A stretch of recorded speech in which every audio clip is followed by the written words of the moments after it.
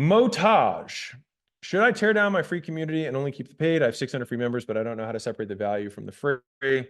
Okay, and paid, for example, I wouldn't put bad courses in the free community, but how can I make them better on paid? Okay, so this is actually a really recurring question, which is what stuff should I keep behind a paywall and what stuff should I keep in front of a paywall? All right, so big picture, think about your free community as a lead magnet.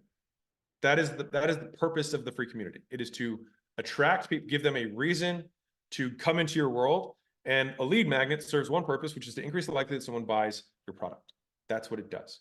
And so one of the ways that we just had come out of the one day, which I know Kirby's going to do a deep training on this. So let me just make this really, really simple for you.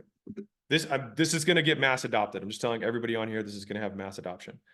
So when they come in, you have 5 modules, 5 videos, which is really one video, which is a webinar or a video sales letter, a VSL, that you just break into 5 pieces.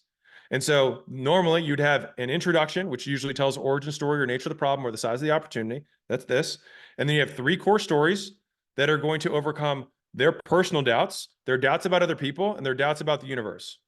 Okay, their doubts about the circumstances, the conditions, etc. Basically things outside of themselves, other people, and then finally their own ability to achieve whatever the promise is. Those are the 3 core stories that are going to relate. And you're going to tell those about people who are like them, who got what they want. And ideally multiple of them that fit within that bucket. And then finally, you'll make the CTA, which is going to be the 5th video, which is, let me tell you about the offer that I have that I think would really work well for you. Okay. That is what the 5 videos are. That is what it is. Now, inside the community, the actual community itself, and maybe you holding 1 call a week in there where you provide value and then you soft toss calls to the paid community. That would be it. You answer questions in there. You encourage people to post like the GIFs and all that stuff so that you can drive some engagement in there. But fundamentally, your delivery there is one thing that increases the likelihood they convert, which is basically sales letter. And then the second is that you do a weekly webinar where you also push people to a call. So both of those things are pushing to a call with a clear offer. That's it. That's the purpose.